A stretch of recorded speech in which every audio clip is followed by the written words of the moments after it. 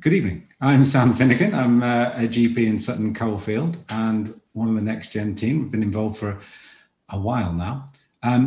Please, can everybody make sure they're on mute and stay on mute? But if you want to ask a question at any stage, put it into the chat and we'll read it and invite you to unmute and ask it directly when we get around to that.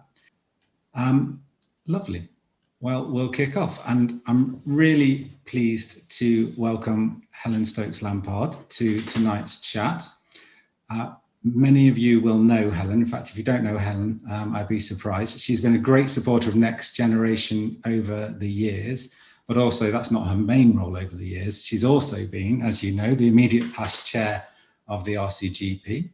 She's a GP partner, first and foremost, just down the road from me, actually. In fact, Helen, I was in your practice yesterday with my littlest, just for a nasal flu, don't worry. It was all very smooth. All good?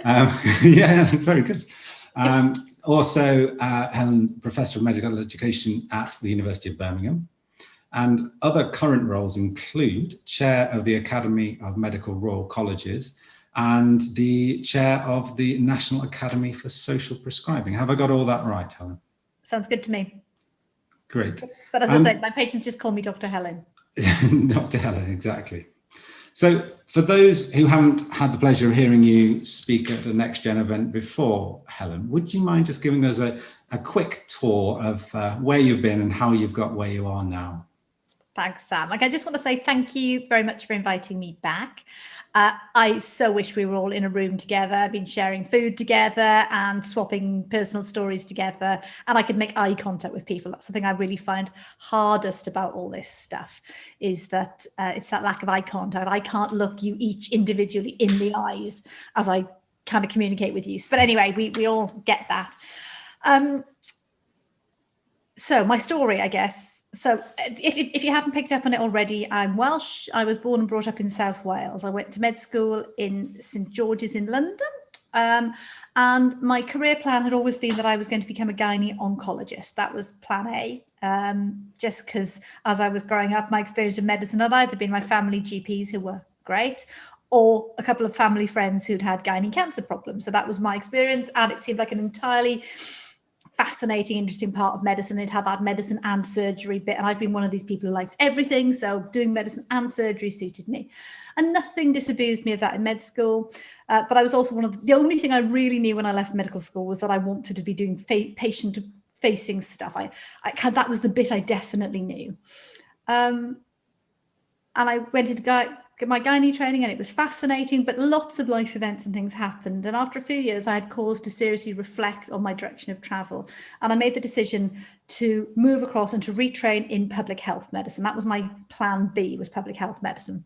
And on my way to public health medicine training, I fell into an academic GP training post in Birmingham. I guess I'm happy to expand, but that's the key. Those are the key bits. It was an accident that I ended up doing academic GP training, truth be told.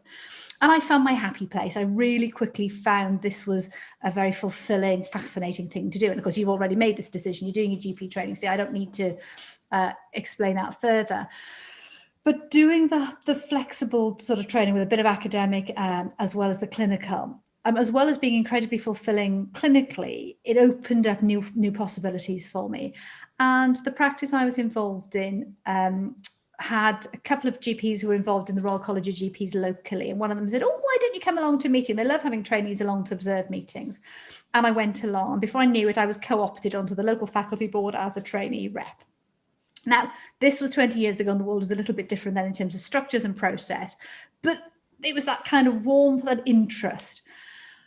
And I should probably add that when I was at medical school, I've always been somebody who kind of don't just whinge, do something when it comes to problems. And so when I was in my sixth form college, I helped set up a branch of the National Union of Students. Sixth form colleges were brand new in this area in South Wales when I was growing up. So I was only the second year that didn't go to do my A levels in school. We went to the separate college. And so the idea of student rights and students having a voice was pretty much unknown. And so, and I knew back then that there was power in understanding committees and organisational structures and influencing from the inside. So in medical school, I did quite a lot of stuff with Students' Union, and I was Students' Union president in George's in 1994, which seems like a long time ago now. So once I got involved in the Royal College of GPs as a trainee, I kind of realised the same sort of stuff I'd known back then, that you could have a bit of influence with not an awful lot of effort. And it was really interesting knowing what was going on. So I stayed involved in the Royal College of GPs, and my career was taking off in terms of the academic and GP stuff. So I became a partner very quickly when I qualified. And again, the world was slightly different back then. And it was much more normal for people to go straight into partnerships. And because I'm kind of one of those people I like to have control. So I am a little bit of a control freak. I made that decision to go into partnership, even though it felt a bit scary to do so. And I went in as a half-time partner, and I stayed as a half-time academic, did research, stayed a bit involved in the College of GPs. And then I got to some decision points later in my life. I did a PhD, and as I was coming to the end of that, I realised that whilst I could do research, I had the qualifications to prove it, and I was interested in lots of things. Actually, probably what I was good at was sorting stuff out, fixing things. Somebody else comes up with an idea, and I'm quite good at making it happen. And so I had some big decisions career-wise, and one of them was, do I stay in the research route? Do I do something else? And I got an opportunity to stand for treasurer of the Royal College of GPs, which is a bit of a bonkers thing, but treasurers are really interesting. If you're not scared of numbers, and my mantra is always, look, numbers are easy. It's just adding up and taking away. And I learned to do that when I was 5. It's people that are complicated. So if you're not afraid, if you get a chance to get involved in an organization, going in as a treasurer type person is really great way of doing it, because it's not too scary because you're not at the front. You kind of learn about an organization, you understand everything goes through the treasurer, so you get to know all that's going on. And actually people think, wow, treasurer, they think there's something quite clever about it, and really it's not clever at all. It's adding up and taking away. That's and suddenly being treasurer of the Royal College of GPs came up, which was a completely bonkers thing to do, because it was a sabbatical. It was taking time out of my other clinical work, but there was a moment of, this just sounds ridiculously interesting. These are people that are fascinating. A chance to get to know and work with people like Claire Gerardo was chair of the college at the time, and she was an absolute dynamo, quite a Marmite person in the sense that some people just absolutely adored and worshipped her, and others found it really difficult. But I was really stimulated and excited by her passion, and I ended up getting elected to do this crazy job. And suddenly I found myself at the heart of a lot of different things. I was suddenly spending a couple of days a week in London, and I was hearing and feeling stuff and realizing that you can make a difference. And as it sort of gradually crept up the rungs, and Maureen Baker became chair of the college, and immediately she said, look, this media stuff isn't something that I particularly enjoy. I do what I need to do because it's my job. But actually, Helen, if you've got some flexibility, why don't you try doing some of the clinical media? So obviously policy media is very important for the chair of the college to do. But she said, it doesn't have to be me that talks about hay fever or talks about, winter flu. And so I did bits and pieces just out of curiosity and had a go.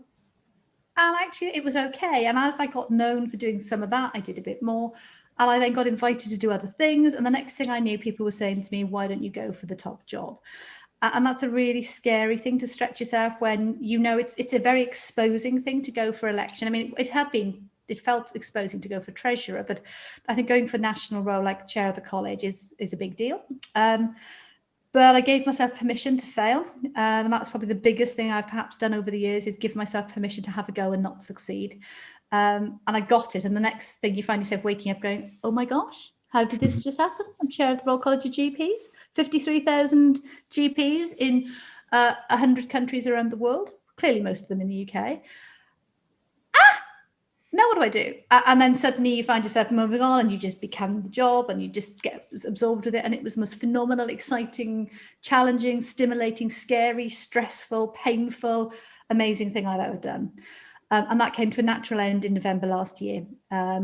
And I planned to sort of take quite a big break and kind of recover a little bit, heal a little bit, have a few holidays and rest. And then opportunities came up. And the next thing I knew, I found myself elected to be chair of the Academy of Medical Royal Colleges. And the Academy is probably one of the most influential organisations you've never heard of in terms of medicine, because it's the umbrella organisation for all the Royal Colleges, the 23 Royal Colleges and faculties. So, and it's one of these in the background, influencing, being a voice, helping make stuff happen, bringing the colleges together to amplify messages. And it is the most incredibly fascinating place to be. Very different from what I did before, and I've been on a massive learning curve. So Sam, I've probably gone a bit longer than you intended, but it's a bit. No, well, that's a great overview, and everyone knows where you're coming from now. I'm interested when so someone tapped you on the shoulder at some stage and said, "Go for the top job, Helen." Before that, did you ever see yourself in that position? But you started off, as you say, at the Midland faculty, then treasurer at the Midland faculty, and moved your way up. But at any stage in that journey, did you think, do you know what, I could do that job? No, I tell you that the closest I came to it was being really impressed by the chair of the college when I was a trainee rep. So I as a trainee, I got to sit in and observe council. It was when the Royal College of GPs was in Hyde Park in London. And I saw David Haslam chair council meeting, and I was just so impressed at this friendly, lovely man who just seemed to be so on it and so composed and so wise but so generous. So he was kind to me. The president of the college back then was the lovely. Oh God, his name's completely flown away. Don't let him see this bit of the video clip. The communication skills. What? Oh God, communication. Roger Neighbour. Oh, Roger, yes, thank you, Roger. Oh, sorry, Roger. And Roger Neighbour. And Roger, I bumped into him down in the lobby of the college. I had no idea who he was at the time, and he just said, "Are you all right? You're looking a little bit lost." And I said, "Oh, I'm looking for the long room." And he said, "Oh, so it's just up there around the corner." And the person I was with turned to me and said, "Do you know what that is?" I don't know. He said, "Oh, that's the legendary Roger Neighbour, the guy who's written all the communication skills. The guy who's still, nowadays, 20 years on, still writing all the communication skills stuff." And I think I was impressed by these incredibly important people were so lovely and so approachable. And then in time, I saw Steve Field, who was chair of the Midland faculty, he was one of the people who suggested, I was treasurer of the Midland faculty, and he encouraged me to take that first step, and he encouraged me to go for treasurer nationally, but he'd been chair of the college, and so I'd seen his journey, so perhaps it felt more accessible having seen a local GP do it. I never saw myself in it because I always saw myself as a backroom person. A sorter and a fixer rather than a kind of figurehead spokesperson. Well, you proved yourself wrong in that regard, Helen, definitely. And I don't think you'll be alone in this virtual room being impressed with David Haslam speaking. I certainly agree. He's such an inspiration to hear speaking. It's very special. But the college, I mean, I've worked a bit with the college, and I know that it's a strange beast. It's a charity. It's a membership organisation. Direction is set by the council, and you have all these influences on you but you're very much a visual leader of the college. Did you ever find yourself in a position, because you couldn't generally set direction, you could obviously influence but not set it, did you ever find yourself leading in a position or in a direction that didn't necessarily, you think potentially wasn't the right way? It's a cracking question, Sam. So it's that challenge of leading when you haven't made the decisions. And it is a position that many leaders find themselves in, and you will all find yourselves in at times, having to do things that don't feel quite right to you. And when I got elected, there's somebody waiting in the waiting room. I think we should let them in. I don't know who's on that. Just eyes up and just seeing poor prayers in the waiting room. So I kind of went into the job with some rules in my head and some sort of like red lines. That's probably the best way to describe it. That if I was asked to do stuff that I fundamentally disagreed with, it's just a no. You just can't do it. And I think as doctors, we have this all the time in the sense that we have standards. If I'm asked to practice medicine in this way and that's not acceptable, I just can't do it. And so it's probably just an extrapolation of that, Sam. But I'm never going to be doing something that is wrong. I mean, I never imagined that there'd be anything illegal or immoral or anything like that I would be asked to do. But there are times when you wrestle with things.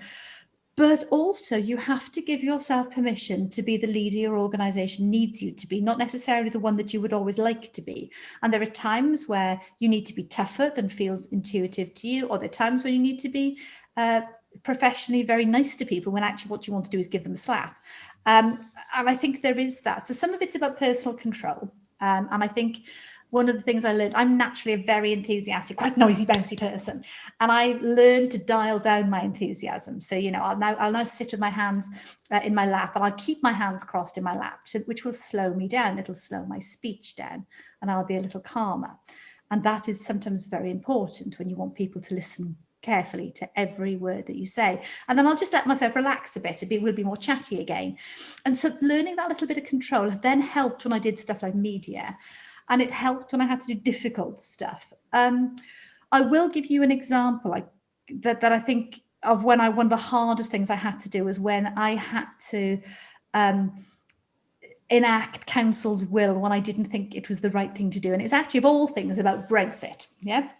Yay, of all those lovely divisive things we have to deal with. So this was I remember the debate at council. Oh, do you? Oh, brilliant. So essentially, for everyone else's benefit, the Brexit mandate, Brexit had happened. We were heading headlong towards the big deadlines where we were going to leave the EU. And I had been really quite upset about, actually, I felt the GPs weren't terribly excited about it. Once the referendum had happened and the decision was made, people were excited before. Once the decision was made, it felt to me like the college and members weren't talking about it particularly. And I kept bringing things to council saying, guys, this is quite important. And it was kind of, yeah, it's rubbish, and so on. And then suddenly there was a flurry of interest, and it would have been the August 2 years ago. And we suddenly got an emergency motion to council for the September council, basically saying that the college needs to speak out and oppose leaving the EU, and it should effectively push for a second referendum. There was a big motion came in, and it was very difficult because as a charity, we're not allowed to be party political. And in the early days, the referendum thing wasn't party political, but by this stage, it was dividing along party lines. And we worked with the people who've written the motion to split it into two parts. One is we oppose leaving the EU, which I felt wasn't problematic from a party point of view. And the second one was that we should actively lobby to push for a second referendum. Didn't specify what the hell the second referendum would be, but there would be a second referendum. And I think in my heart of hearts, I thought council would go yes for the first one and would say no to the second, because actually it was more political than we should be as a charity. And I fundamentally felt that as a charity, this was a step too far for us. Had this big debate at council voted, and they say, no, we're going for both these points. And suddenly having the oh shit moment of, and it was a tight vote. We'll do this now. Yeah. it's a tight vote. And I'm thinking, oh my gosh, I've now got to do this. When actually this is quite challenging, because I'm conscious we're really right on the edge of what the Charity Commission will let us do. No other medical Royal College has gone this far. I don't mind being a trailblazer. That's rather fun, actually. I love the fact that GPs will often trailblaze. And then erupted this massive argument amongst the officers, this massive debate amongst the officers of the college, where they were divided right across the spectrum as to how we should play it and what we should do next. From some who were really angry and opposed, and we need to take it back to council, who said that they hadn't enough information, basically who totally disagreed with the decision, through to others who were, we need to be out there waving placards. And I suddenly didn't have my team to back me in what I did anymore. So not only was I uncertain, I didn't have my team to back me. And so it was a really interesting learning experience, and I listened to them all. And I listened to them all again, and I brought more people in. And in the end, Sam, I just said, stop. Enough's enough. I'm the leader. This is what we're doing. We're going to do it my way. Thank you very much. And there was a kind of, because I'm such a consensus builder. But I just got to a point where this is crazy. This is doing my head in now. I've just got to do it. And I just got on and did it. And it was fine because it wasn't a red line thing. If I'd been morally offended, I would have just had to walk away and said, I'm really sorry, I can't do this. Here's my, I offer you my resignation. But it wasn't anything like that. It was just a little bit uncomfortable for me. And that was fine. And there must have been loads of examples of similar things that happened during your time as chair. But do you think that so if you're outspoken about any particular subject or have a political affiliation, or you're a pro-masker or an anti-masker or whatever, do you think that makes it more difficult when you're in a position of leadership? Because if you have public opinions and then you're put in a position to lead in an opposite direction, people will know that you're not behind it in a sense. And have you been careful in that regard? Yeah, it's interesting. I have always been quite careful, certainly with party politics. I've actually, ever since I was students' union politics, ever since back then, I've not discussed in public what my party political views were. And I think partly because my family have always had fairly strong political views, and we've always had quite lively discussions. But I think I was brought up in a family so you respect other people. It was very much about respecting different views, and we have to have these views out in a grown-up way. But that my dad was a headmaster, although we came from quite a working class environment, and he was very wise in many ways. I think my mum guided him wise and said, once you disclose your party politics, you are branded by some people in society, and that may make it more difficult later, unless you choose to go into politics, in which case it's incredibly important. What you vote or otherwise can be personal to you, and there is something about keeping them guessing. So I actually made a decision a long time ago about that specific thing. But I'm quite an open person about the rest of my life and my views and so on. I don't hide the fact that I do like a glass of wine. I've never smoked a cigarette. These things aren't. I go to church. I'm a member of a church. I'm not secretive about these things. But I've tried to keep my professional person and my private person a bit separate. I've actually found that very helpful. But at the end of the day, I've got a past like everyone else. I had a lot of fun when I was younger. I don't regret it. There are the odd photo of me sloshing around. I'd much rather were never in the public domain. I just trust my dear friends to not broadcast them. But you do live with there's that, I hope that photo never makes it. And if it does, I've just got, yes, I was young and I was having fun. I don't do it now, but that's fine.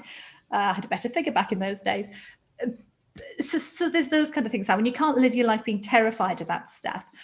But if you do speak out on anything, I think you've got to be prepared that it may come back, not to haunt you, but it may come back to you, and how you can deal with it. So the one specific example I can give you is I did one of those BMJ 60-second kind of interviews years ago. And one of the questions, and they've got like about 20 or 30 questions that you answer. Yeah. And then they pick and publish a few of them.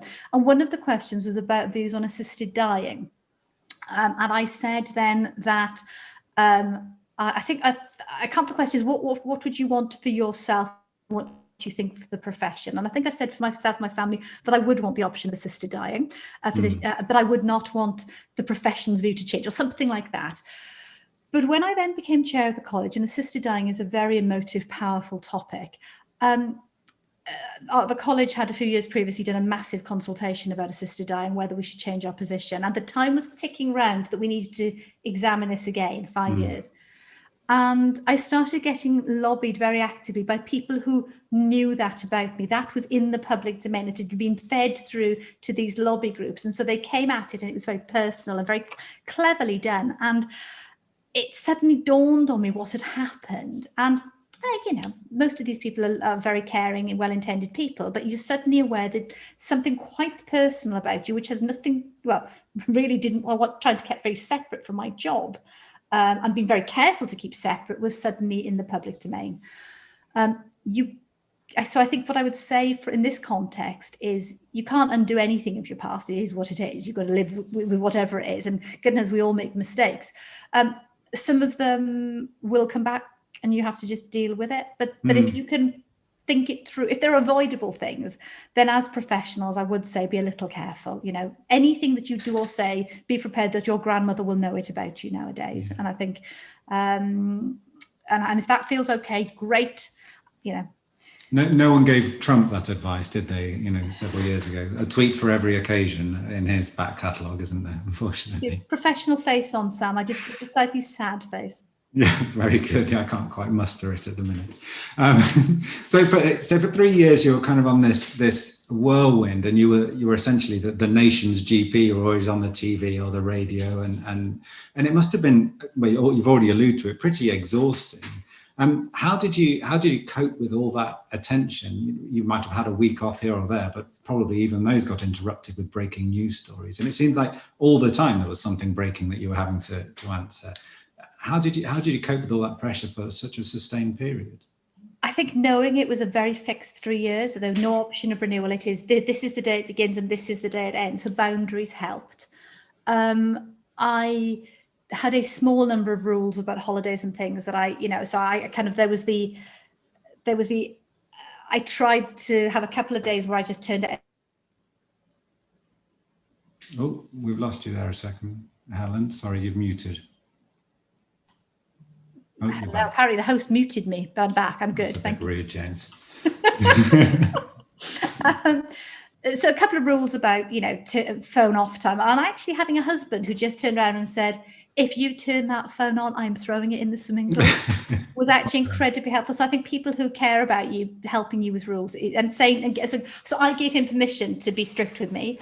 But in turn, I had to work out what was right for me and what would keep my stress levels manageable. And so I've kind of we decided to not do our big adventurous holidays. We used to have big adventurous holidays, and we just stopped doing that for 3 years. It just was too stressful to try and plan anything to be interrupted. But we planned a couple of what I call splat holidays, which is, if you like, sort of lying on the beach, completely unwinding, loads of sleep, lots of reading.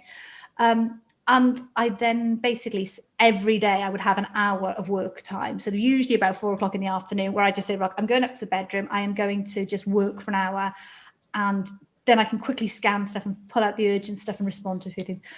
But there is something, you have to empower your team to cover for you, because any of us can go under a bus at any time. So it was important for my team to know that I trusted them. And to let them get on with things, and yet to have the backstop. So it was a balance. I think you've got to look after yourself. You've got to have friends that you can trust. So having a little trusted circle. So I have a couple of little gangs of friends who have either been heads of colleges before, because it's quite a unique thing being head of a Royal College. And it really helps to have friends who, so you cannot turn to your own team when you are the leader for everything. You can turn to them for some things, it's good for them. But there are some things it's not fair to burden them with. There are things it's not appropriate to talk to them about. So you need that external circles and networks and so on. And I'm very blessed with certain groups of friends, certain groups of professional colleagues, and that, which in turn, of course, you pass on, because you say to others, as other people are coming in, new presidents coming in, look, if there are times when it's all getting a bit rough and you need a mate, here's my number, don't be afraid.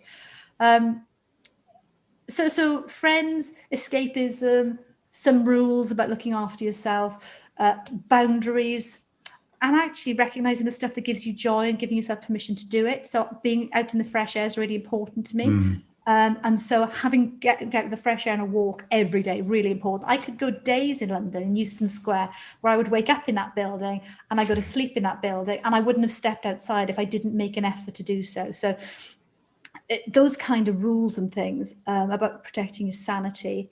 Yeah, and knowing when things are getting too much. And you clearly enjoyed it and had passion for it, which obviously makes it easier to spend all your time doing it. I've just got one quick question for you, but I just want to let everyone know that now's your time to get your questions to Helen. If you put them in the chat, and then we'll invite you to ask a question if we can fit it in. And I've not been looking at the chat line, I just couldn't. Yeah, you haven't had any spoilers. So just a very quick one, just while people are having a think, really. I'm interested in your current role with the Academy of Medical Royal Colleges, because as you said, it's not an organisation that really comes onto our radar very much. But obviously you've always worked closely with colleagues from other specialties, but now you're kind of leading all these other specialties in a lot of regards.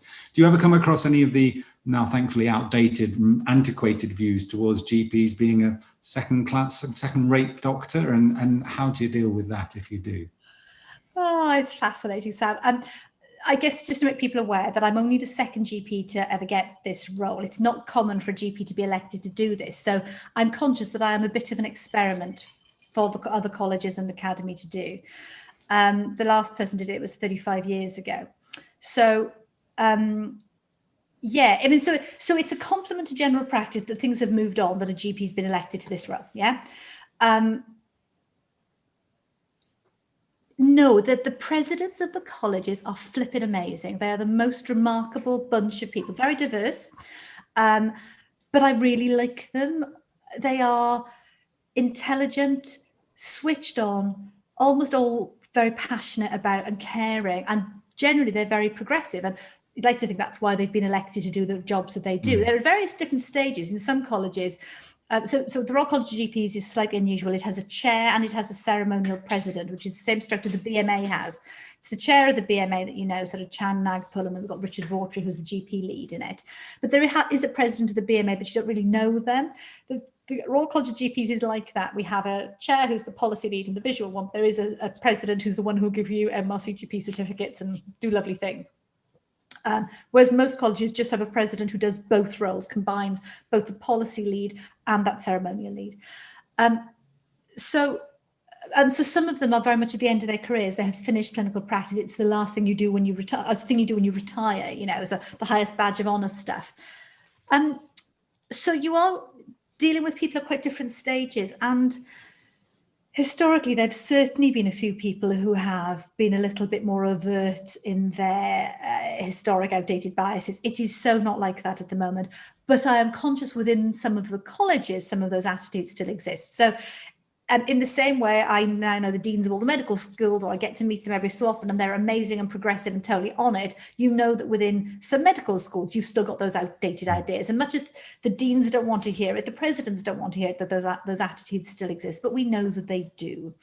So no, I haven't had very much of that at all. And if I get any hint of it, actually, I quite enjoy that now, because I'm at a stage where I can call it out and we have a bit of fun with it, you know, and that silly old nonsense, you know, and you know, I've got some nice comebacks and quite swift lines, and I can do a bit of the ridiculously competent jolly hockey sticks type approach. You know, we have those different, in our toolbox of communication skills, our different styles, and I tend to go into the slightly ridiculous nonsense when I get any hint of that, which actually usually floors them. I remember in one situation where pompous academic sort of said, "But why on earth would a general practitioner want a PhD?" And it was just, Helen, that's raw for me. I'm sorry, sorry, Sam. But it was just, you know, what I wanted to do was be completely goldfish-like about it, and you know, and it was just the sort of and this sort of naive, old-fashioned pomposity nonsense. So I guess, you know, it's been a privilege to call nonsense out, but nowadays I don't get much of it at all, which is great. And hopefully getting less and less all the time, hopefully. Yeah. Lovely. So I'll let others have a turn now, if that's all right. James from Nottingham, would you like to ask a question? Oh, thank you very much. Really interesting. James from Nottingham, also first 5 co-lead for the Vale of Trent.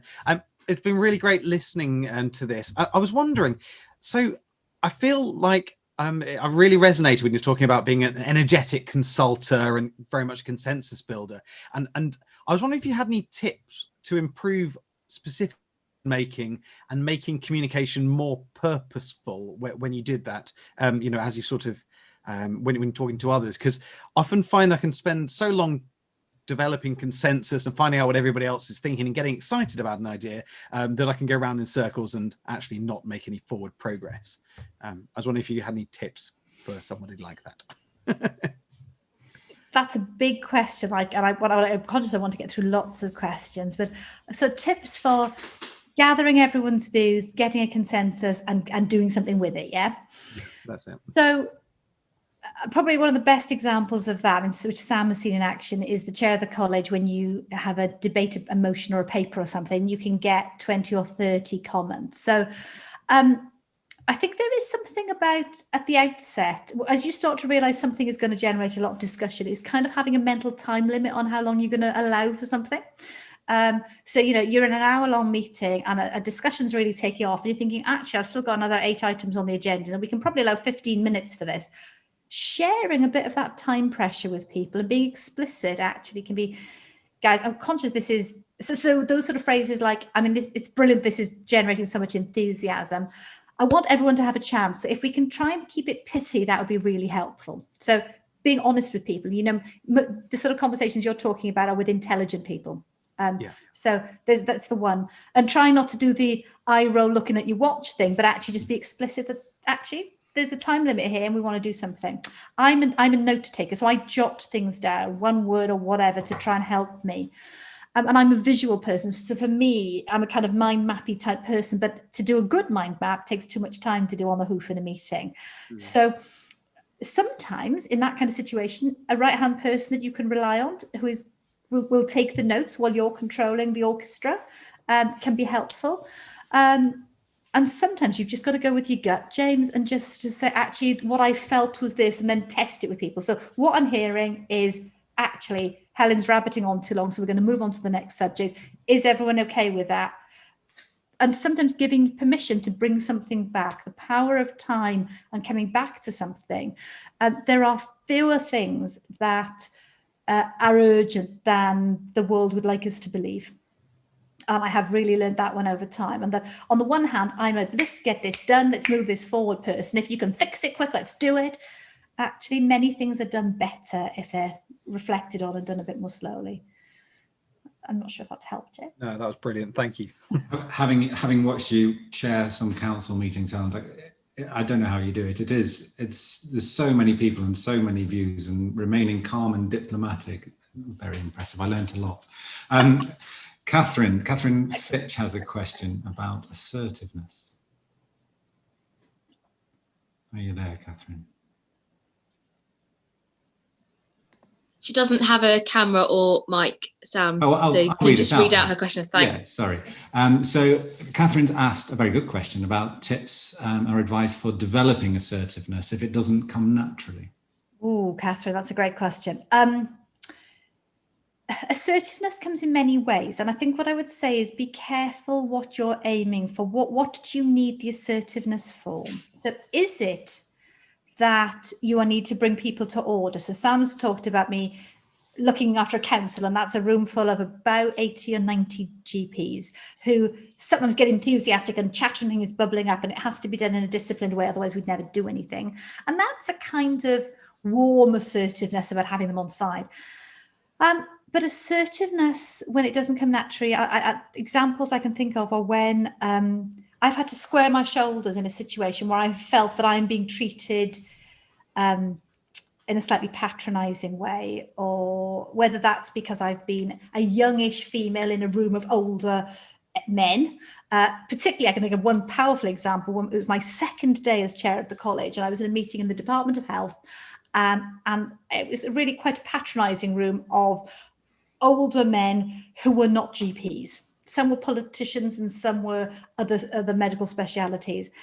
And I remember thinking, they're trying to bulldoze me into something that I'm not very happy with. And that sudden moment of, right, and I genuinely did. It is some quite physical, visual things. It was the chin up, square the shoulders. Right, now I feel taller.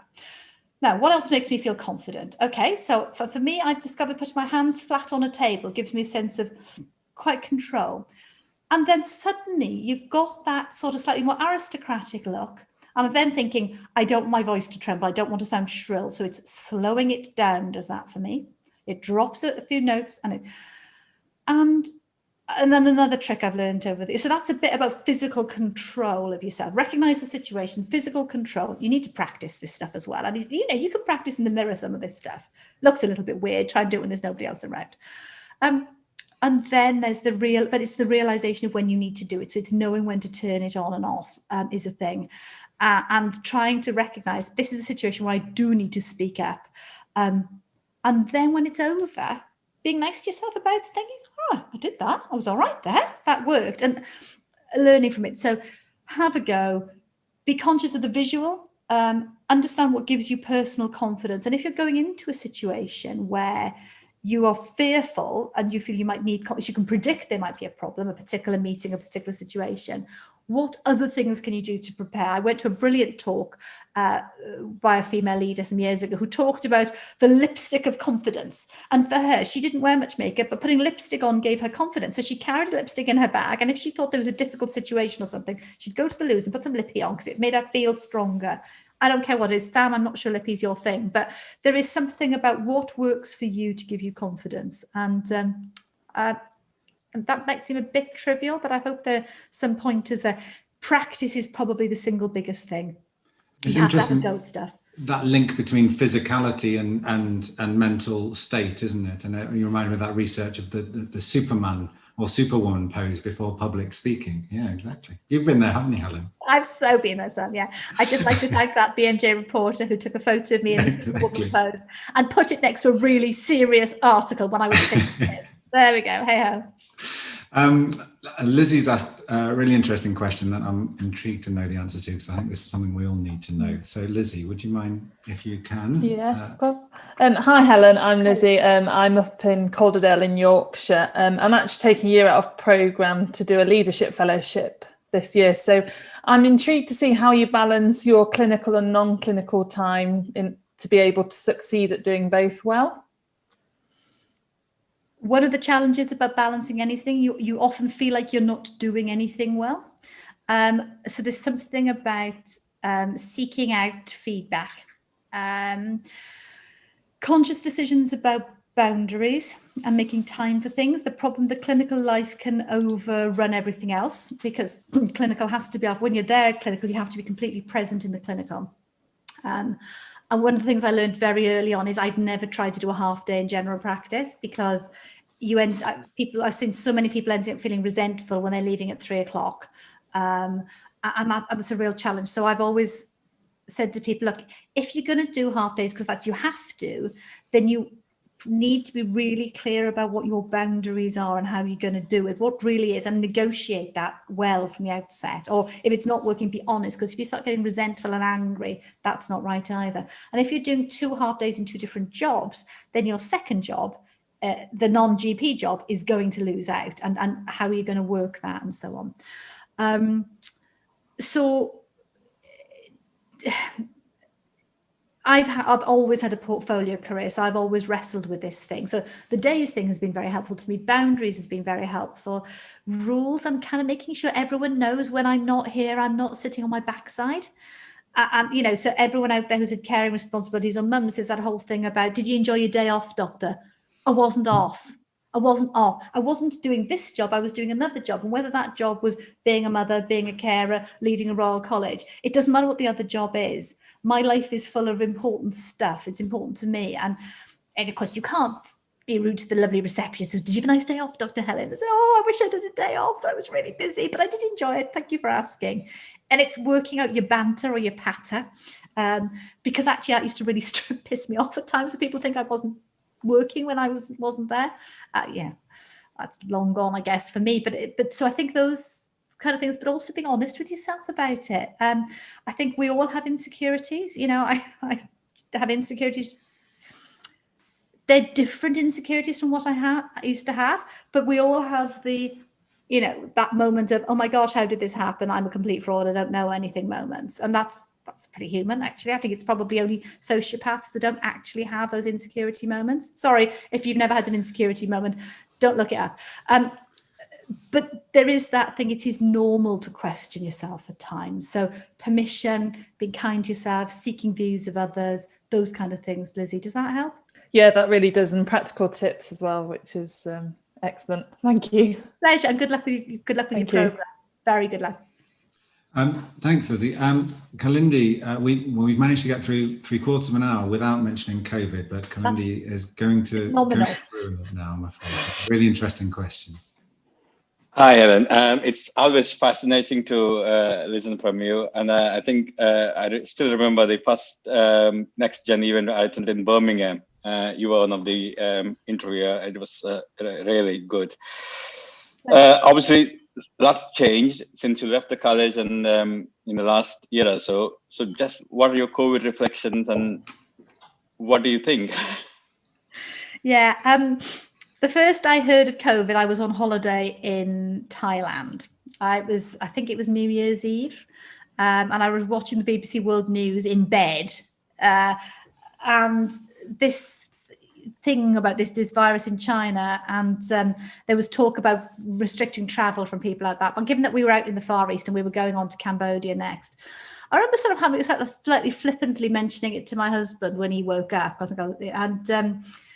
It was the kind of, I wonder if this is going to be a thing, is this going to be like another SARS? It was about the worst I thought it was going to get. And then suddenly, you come back. And so we've all lived through it, yeah? what are my reflections about it? I think what's been really interesting is my new role in the Academy of Medical Royal Colleges across the whole of medicine is seeing it a bit differently from what I would have seen it in Martin Marshall's position. So, I mean, I won't talk about the GP bit of it because actually you're all seeing how general practice has just transformed completely. And I'm incredibly proud of my colleagues, and I think we're a better team than we've ever been. And in some ways, stuff I wanted to do for years, we've just rushed through, and that's quite cool. And then there's other bits that I really hate, and I want to see patients. I want to hold their hand. I want to be able to smell when they walk in the room as to whether they've given up smoking or not.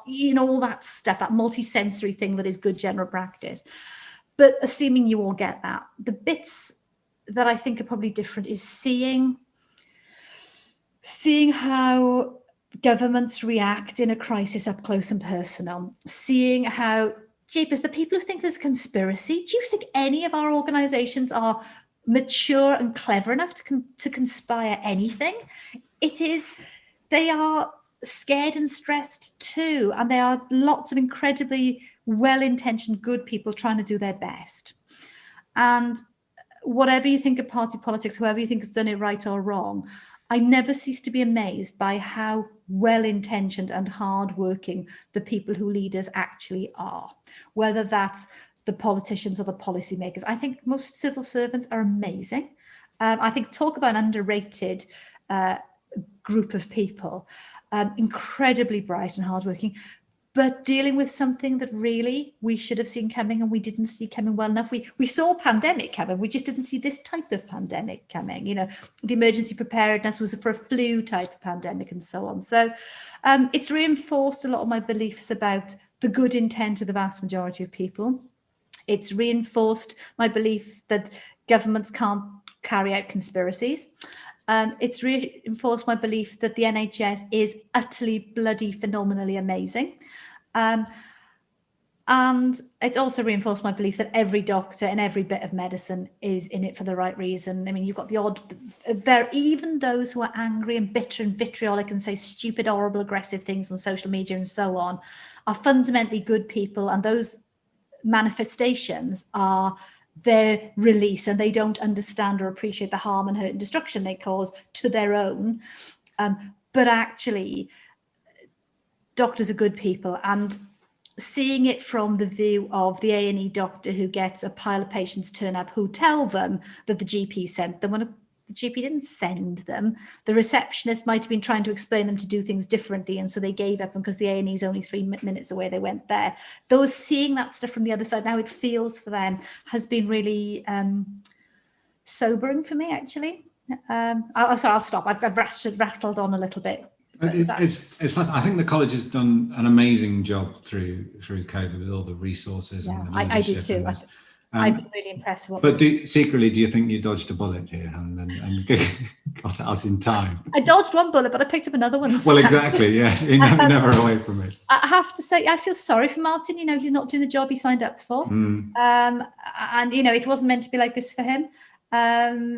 So in that sense, I dodged a bullet. My husband is delighted in the way it worked out because I'm actually at home all the time now. Everything I do is from home. Actually, probably if I'd been chair of the college still, I would have been based at home anyway. But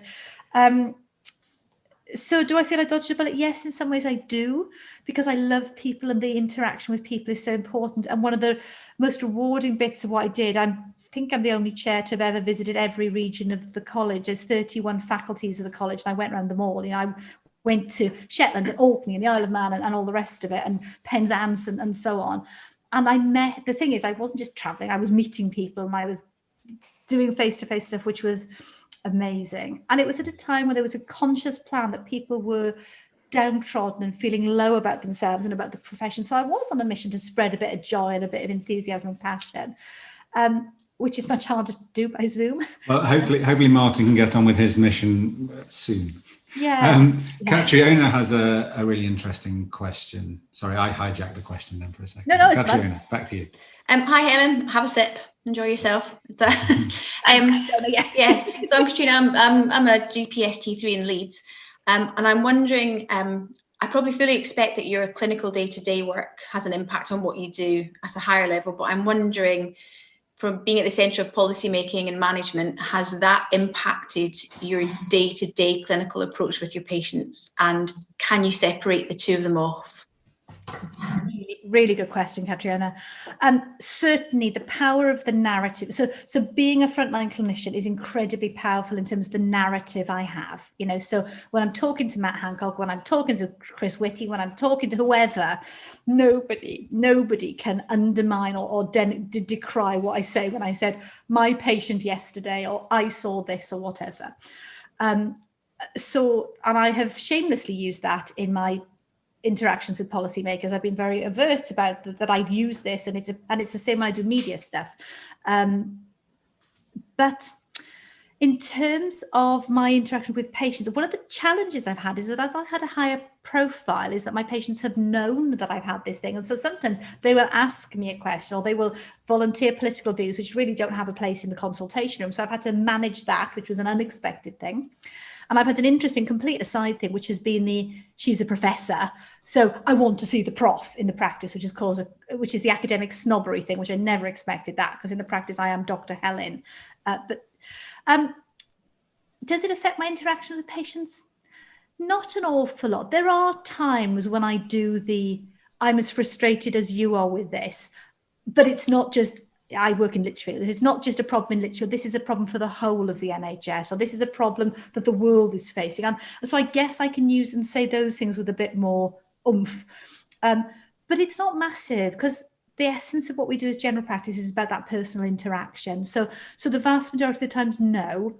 I never unknow the stuff I know, but I am conscious there's a lot of stuff I know that perhaps I'm not supposed to share at a practice level. I have to, and I think carrying secrets can be a little different. You know, I could never, my husband's always amused and relieved when I say it, apart from the fact I talk in my sleep, but I could never have an affair or keep secrets about it. My natural state is to be very open and chatty. But you do have to keep a lot of secrets as doctors, and I feel like I have to keep an extra tier of secrets, which actually is tiring, because you're constantly filtering. Am I allowed to say this? Can I use that example? Can I what? So does that help? Got 2 thumbs up there from Katrina. Vaishnavi, you've got the next question. Thanks. Hi, thank you. You talked about before how you're a consensus gatherer and you like to get the consensus of the group, and I think I'm the same as well. But I think where I get undone is how do you reconcile it when you can't get into a consensus, and how do you deal with disappointing half of the group, and just navigating that diplomatically? So if I go back to my Brexit example of earlier, because that was, in a sense, I felt a great sense of disappointment as it was going on. You know, I went back for a 3rd time to try and get consensus on something. And there was that, and I realized actually I'd just gone on too long. I just allowed it too much time. It had been too much of a distraction. And I think there is a point to which, I think it was it was that earlier question that James said about how you handle all these different views and how you pull the consensus together when it's not naturally coming together. Because in a sense, if it's quickly coming on side, it's quite easy. So when it's difficult, I think you've got to give yourself rules about how much energy you can put into something. How important is this, and how much energy do I give it? Now, clearly, the matter of what the whole college was going to think about Brexit was actually very important, and it was worthy of 3 sets of meetings and lots of conversations. But I think once I suddenly realised enough is enough, this is draining and wasteful. I think what I would say is about giving people fair warning. This point is coming. We're not going to reach consensus here. I don't feel we're ever going to get to a point where we're all going to agree. And actually on this situation, I think this is one where I have to call it. So it'll be on my neck, it's my head, I will carry it. So ownership, so warning, ownership, and then absolute clarity. And therefore what we're going to do is this. So that way, it's nobody is in doubt, because when people are fired up about something, they hear what they want to hear. We know it with patients. People hear sometimes what they want to hear, or they just remember snippets. So absolute clarity and reinforcement of this is my decision. But by owning it and taking responsibility yourself. So as the chair, I now have to do this. Sometimes it's that mirroring thing back to people. I'd really like it if you would support me on this. If you feel you can't support me, then please at least don't stand in my way. We've done this as fairly as I know how. It's that mercifully, these things are actually relatively uncommon in our world. But, in a partnership, I'm actually in a big partnership. There are 11 of us partners. We have got to the point where we just say, there's quite a lot of things where we actually, about 2/3 of us agreeing on something is enough, because it's pretty rare to get all 11 of us agreeing on something. Taking on another partner, we all have to agree on. Something with massive financial implications, we all have to agree on. Most things, a healthy majority is fine. If it comes to fine margins, then you have to think really hard about something. So the finer the margin, the more energy you should put into making it. And when you do make a decision, being absolutely clear what we decided. Is that helpful? No, that is. It's a really good question, because I've never been asked that in that. There's quite a few questions tonight that are quite different. So apologies, I'm kind of thinking on my feet and reiterating my answer as I try to clarify it in my head. Trying to keep you on your toes, Helen. Do you sometimes wish that you could be a dictator and not have to seek consensus? There are times, but clearly just do it my way. That's the best way, the only way. We'll move on from the dictator, Helen. Mia has a question, please. Where's Mia? Have you got camera, Mia? Otherwise, I can read it out. It's May, Sam. Oh, sorry, May. Oh, hi. Yeah, thanks. It's been a long day. No worries. I thought there was someone else. Sorry. My name is May. I'm one of the GPs at Sally GP in Coventry. My question is all about, you were talking about your leadership journey and how you take opportunities. But as I've only done 1 year post CCT, and sometimes I think I should focus on my clinical skills and how to improve my clinical skills, and opportunities come in a way and you just say, I'll jump into this opportunity. Which opportunity is the best for me? So how do I know which opportunity to go for? And should I just wait for certain time in my career to go into certain opportunities? Don't know if that's clear. It's a fantastic question that doesn't have easy answers, mate, because there are so many variables. So okay, what are things that have helped me make difficult decisions? I think is what you're asking, is the difficult decisions stuff. Is how do you decide big stuff? If something has interested you, then it is worth pausing and reading a second time. So that's the thing. So if it's interesting, that really helps. We are so privileged that once we've got, I think so. I do say to people, look, until you get through and qualify, getting that hurdle of CCT is really quite a big psychological thing, because a whole heap of other opportunities happen after that. So, and there are many of you here who've done lots of things before CCT, and I did, but then there is a little bit of time where consolidation is really helpful. And I think I took advice and I didn't rush into doing too much in those first couple of years. But remember, I was doing half-time clinical as well, because I was already committed to the half academic. And I was conscious that I really needed to consolidate for a few years. But notwithstanding, if it's interesting, read it twice. Mm-hmm. If it makes your heart beat faster and you wake up the next morning still thinking about it, read it a third time. If you're still thinking about it, but it's really hard to decide what to do, then I just sometimes just writing it down. Reasons to do it, reasons not to do it, the positives, the negatives, whatever. Whether you do some more formal analysis is up to you. Actually, I've always just done a yes, for and against, or push and pull factors type approach.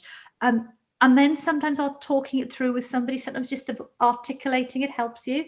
I've got a husband who's not medical, who is my great supporter, but he's totally different from me in terms of personality. So he's good to chew things over with. But it can be a mate, it can be a family member, whatever. And I think that last thing you said about there will be other things coming along, there will always be other opportunities. And I thinking about my experiences buying houses over the years, there is always another house. You fall in love with a house, it's the best house, it's amazing, and the damn thing falls through. And next thing you know, there's another house, and it's also great and amazing. And it's the same with jobs and opportunities. Things do come round again. So if you make a difficult decision, you need to give yourself peace that you made the best decision you can, because it was the right decision for you there and then. There's no point going back about it, because the decision's made and it's gone, because there will be another opportunity and something exciting. And it's so easy to beat ourselves up about with regrets and so on, and it really doesn't achieve purpose. It just drags you down. So permission to make a decision, permission to move on. If a decision's hard, there are no right and wrong answers, just the best of a bad job. Coming back to the earlier question about COVID, actually, the decisions we're making about COVID at the moment are picking the best of a whole heap of bad choices, yeah? And time will tell whether we made the best of those bad choices, but there's no good choices to make. They're all bad choices. In your question, it's about picking the best of the best choices. It's really hard. Give yourself permission, but permission to have a go and it be the wrong thing is really empowering. So have a go and actually say, this isn't right for me. And the other thing is you don't have to do the same job forever. And that's the amazing thing about general practice and all the things we've got. The core job of seeing the patients may be a tiny bit or a massive bit of what you do for the rest of your careers. But there are so many other things you can have a go. And if it's not quite right, you can try something else. We are truly blessed as a profession in that regard. Thank you. Amazing answer. Thank you very much. Thanks. Should be writing all this down, Helen. If you've still got the energy, we've got loads of questions, but perhaps we'll fit in. I keep flicking to the chat line, and I mustn't look at it because there's but I'll read them after, folks. So couldn't you save that after? We're going to aim for 3 questions in 10 minutes, okay. Helen. So you've got a target now. Okay. So Priyanka's next. Have you got sound/vision, Priyanka?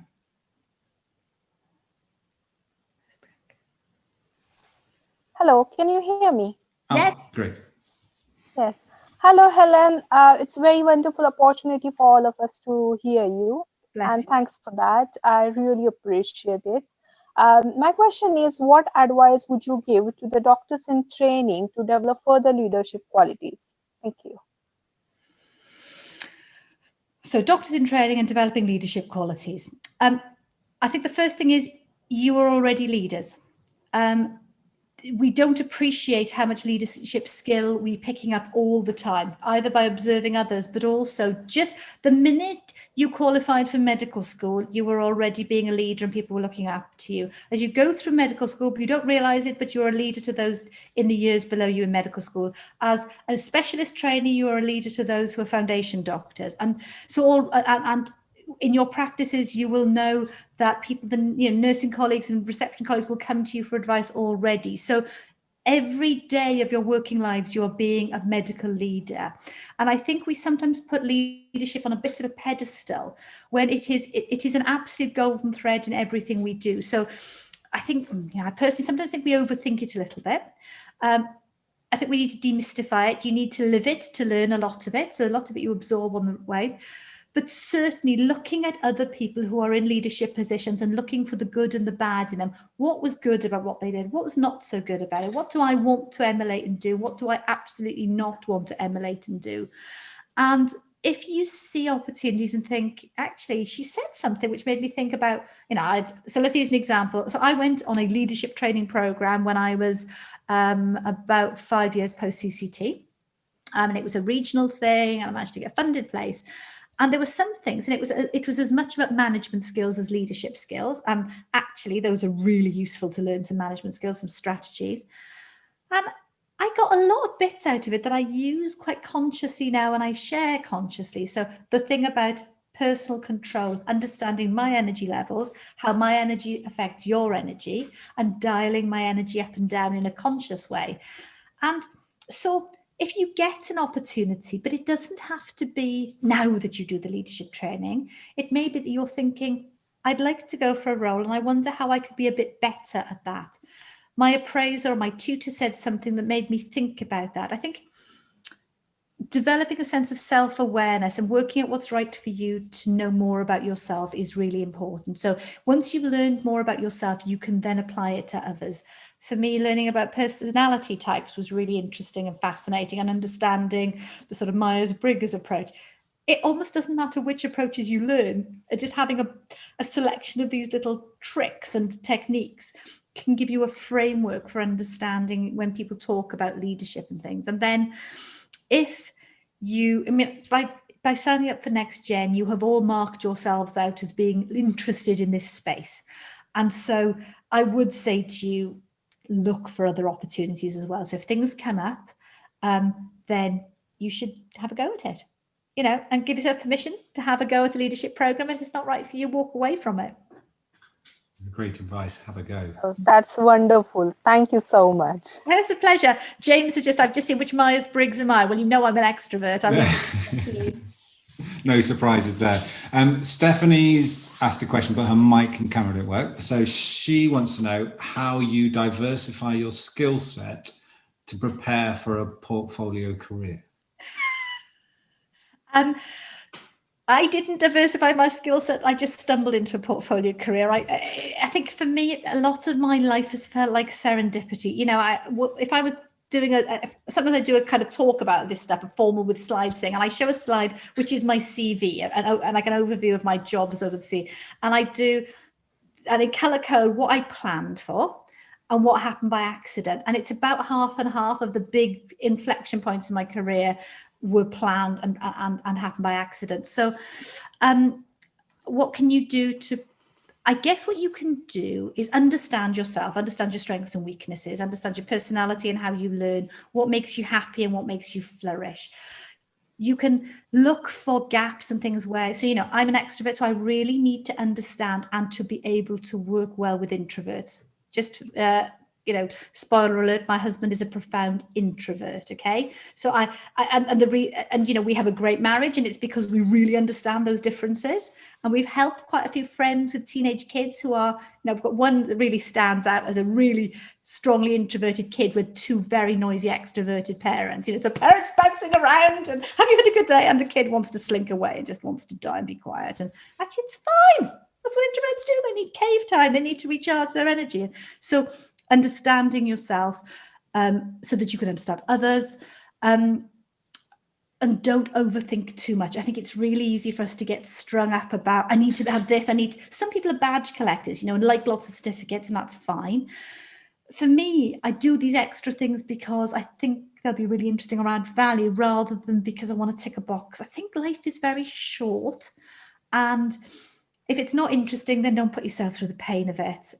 You know, I think in my earlier career, I didn't give myself enough permission to have fun, and I was a little bit too serious. So I think I would loosen up and relax and enjoy every moment. That sounds a bit irresponsible, doesn't it? But I think permission to enjoy the work stuff that you do, not just the play stuff that you do, is quite important. See the joy in what we do. And do you think you make the career fit you rather than you fit the career? It's kind of... Yes, I mean, of course I've chosen things that interest me, and therefore my career's ended up working with me. But you know, there are certain jobs where, you know, the job of a GP, there is a certain amount of prescribed stuff that you have to fit to if you want to do this world. So it's about the battles you fight, Sam, and the battles you don't. So, you know, there are some things you can change, but you can't change other people, you know, so thinking you're going to change somebody else's personality or the way they work, fool's errand. You can change systems and you can influence processes, and you can always change yourself. So I do think there is something about changing yourself, so long as it's within your boundaries and you're happy and your integrity and so on. And we're all adapting and probably improving ourselves over time, hopefully. Well, that's what we like to think. COVID magnified that, hasn't it? The last question goes to Chloe, who's an F1. So welcome, Chloe. It's great to have you. Hi, Chloe. Hi, thanks so much for having me. So my question was, obviously, I'm still really, really early in my career, and I'm still kind of... before, haven't we, Chloe? Yeah, we have. Yeah, I was the GP stock person. You were. Yeah, sorry, carry on. Yeah. Yeah, so something that I'm still working on is figuring out my personal kind of consulting style and how I work with my colleagues best as well. And something that I really admire about you is how down to earth and approachable you are. But I was just wondering if you'd ever met any resistance with this approach, or whether you have been told to be more formal, and how you kind of worked that into your own sense of self or overcame those problems, or if they even happened. Cracking question. Yes. So so my natural style is quite informal, is warm, chatty. I've absolutely had to be more of a grown-up at times. So certain situations, clearly, if I'm in meetings with Matt Hancock, if it's just him and I, we call each other Matt and Helen. And if I'm in a formal situation, he's Secretary of State. That's the correct way to address him. There's a form of address. And so actually, because I think of my upbringing, hierarchy was very much respected, and I was always very much a respecter of people higher up the ladder than me. So I was always, always brought up to be very polite to people in authority. But then if people give you permission to use their first name or whatever, that's fine. So I think there's that kind of, I've probably got that inbuilt understanding of hierarchy and respect. And of course, I'm now in a situation where most of the people I come in contact with are not many rungs above me in the sort of pecking order, as it were. So you kind of, in a sense, it almost lifts that from you in terms of a thing. But yeah, absolutely, I can do formal when I need to. And I think in terms of style with patients, I mean, I really have a toolbox of styles, you know, so my natural style is, you know, warm Dr. Helen, you know, I've been there a while, most of them know me, or they know my name, they've got expectations, and to try and be quite open. But I have some fun sort of approaches that I use occasionally. I mean, I mentioned my jolly hockey sticks ridiculously capable approach, works well with a certain type. Also, I mean, the really difficult patient, the opinionated patient, is to play a little game, which is a how long before I get them eating out of my hand game, which is the, you know, getting them on side. And it's sometimes, you know, we really need to sit back and think about our approach with patients and their what is it I'm missing here? What is it about? Is it about them? Is it about me? What's going on here? And, you know, I'm a buzzy, enthusiastic person. And so taking time out to reflect on a situation is quite a big thing for me. And I had to discipline myself to do it at first. But what I found is the quality of my interactions went up and up and up when I did it. So,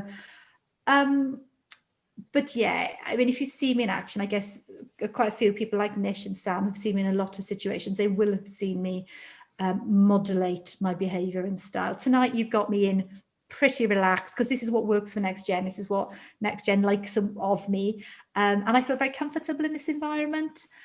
You know, if in a couple of weeks' time I will be doing a sort of same time, same sort of setup, except I'll be with a bunch of consultants in Addenbrooke's. It's their grand round type thing, and actually, my starting point will be more composed. It won't be as bouncy. It'll be more what they expect and perhaps what they need. And I'd like to think as we go on, as we get into conversation, that I will all relax a little bit, but they'll be slightly confounded if I start full on and bouncy as I did this evening. Does that make sense? Know your audience, Chloe. Yeah, thanks so much. Thank you. And perhaps as a good communicators, which nearly, almost by definition you all are, don't overthink it. Trust your gut a bit. Okay, thanks so much. That's great. I mean, it's lovely that you're so relaxed and comfortable with it. We feel like we know you very well now as well. So, so we really appreciate your honesty and your candidness and your openness. And if you do get a chance to scroll through the chat, you'll be blushing with embarrassment. There's so many lovely comments in there. So thank you everyone for contributing and your questions. And I'm sorry we didn't get to ask all the questions, but appreciate everybody's interaction. We ask one little thing of everybody as a slight payment for this amazing session is just please could you fill out the feedback form. It's only short, the link's in the chat. Just take a couple of minutes, but it'll be very much appreciated, and we can have a look at that and send it on to Helen with our thanks. Another couple of announcements. If you're not signed up for the newsletter, then again, there'll be a link to that, so you can sign up and hear about other events coming up. And the other thing to look out for is the Next Gen podcast. Have you seen the podcast, Helen? There's some really great interviews with leaders. I particularly like David Haslam, and our very own Sonali Kinra is coming up. I think that's dropping on Monday, Nish said, so that'll be great as well. So we'll wrap it up. Look at that, 9:15 on the dot. Thank you, Nish and James, for doing all the technical stuff behind the curtains, as it were.